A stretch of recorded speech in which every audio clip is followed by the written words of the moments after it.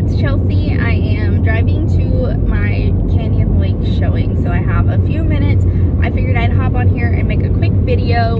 Somebody asked me a question the other day, and they asked how many houses should you see, like on average, before you actually put in an offer. And so this is a really tricky question because, like all of my videos explain, everybody is so different in their real estate journey. It's really hard just to give blanket advice that covers everybody.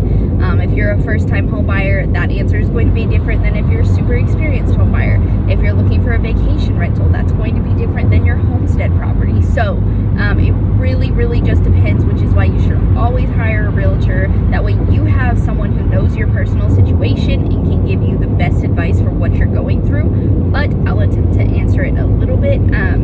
So if you are a first-time home buyer, then I recommend, or I have out-of-state clients sometimes, I always recommend kind of doing a really quick like 5 homes-ish of just like a broad range of houses. That gives you a better idea. You might see something that suddenly like, oh, I like this, I want this. You might have misconceptions in your head that we can clear really quickly. So it kind of lets you test the water a little bit. So that I deem acceptable for first-time home buyers. At least 5, especially out of state. You want them to see the area, the different neighborhoods, all that good stuff. So I do at least 5 houses that are different from each other, but very similar to a lot of other houses on the market. Like for example, in San Antonio, Texas, our 2-story homes often have like a game room or a loft area.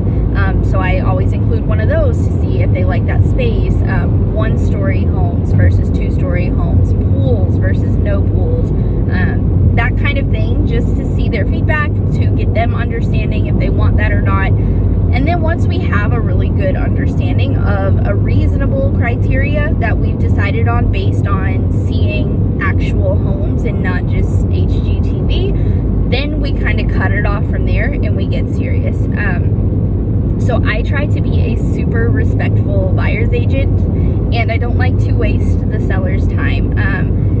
Just because the sellers are still human, even in this market, especially in this market. A lot of them don't have anywhere to go yet. You know, they don't have 2 homes already purchased. That is their house. So if they have kids, if they have dogs, us booking a showing, it really forces them to up and leave the house and go somewhere with all the kids, all the dogs, clean up behind them really quickly and leave and not come home until we're done. So I want to make sure that if I'm forcing someone out of their house, it's going to be for a legit cause. So I have serious buyers who are seriously interested, and that is a top contender property, and that's why we're going to see it.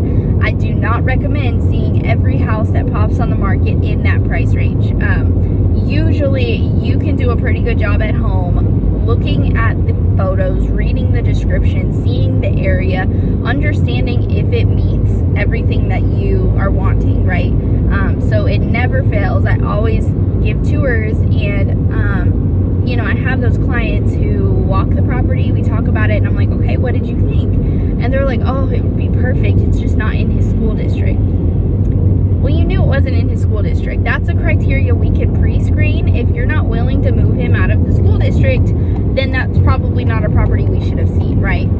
So things like that, things you can't change that you know are important, you need to be screening those at home and understanding if it's a good fit for you or not. Same with like number of bathrooms. I had someone the other day toured a really beautiful home, like absolutely gorgeous. It was huge, but it only had 2 bathrooms. So the 4 bedrooms upstairs had to share 1 bathroom, and then the master had a bathroom, and they weren't okay with that. Well, the bathrooms are something that you can also see on the listing. So things like that we need to try and screen. Now what that's going to do is it's going to force you to not be burnt out.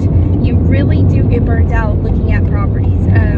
And if you're just looking at a bunch of properties that are not working, even if you know they don't work, it's still a discouraging feeling. And you don't want that. You don't want to be burnt out. You want every home you walk in to be a potential contender. So make sure you're doing that screening at home. If you have a realtor and you prefer the realtor to do that screening for you, let us know. We have no problem doing that, but we also don't want you to feel like we're not letting you see the homes that you want to see, right? We're not here to kind of dictate your search. We're just here to help and answer questions. So hopefully that end of it is really just stay patient. In this multiple offer situation, you may be forced into seeing several homes.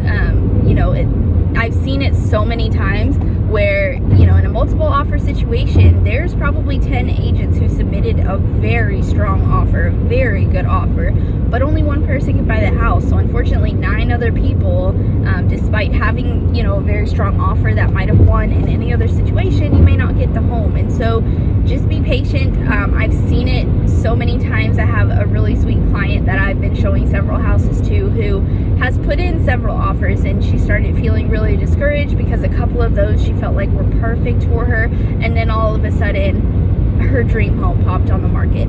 So everything kind of happens for a reason. You're always going to have something new pop on the market that is going to interest you in the same way, if not more, than the previous home that you submitted an offer on. So just try to be patient, try to understand that you might see a couple homes, but also try to make sure you're being reasonable and you're not burning yourself out seeing houses that you're not interested in, because eventually that turns into months and months of searching. You're exhausted and you decide maybe now's not the right time to buy because you've toured 70 houses and none of them have gone through, but in reality 50 of those were not necessary to tour, if that makes sense. So just be smart. If you have any questions, always ask your realtor. Again, this is not blanket advice. Everyone is so different, so make sure you have a realtor representing you so that you can get the best advice. And then if y'all have any questions, like always, keep messaging me. I get a lot of inbox messages with real estate questions and I love answering them.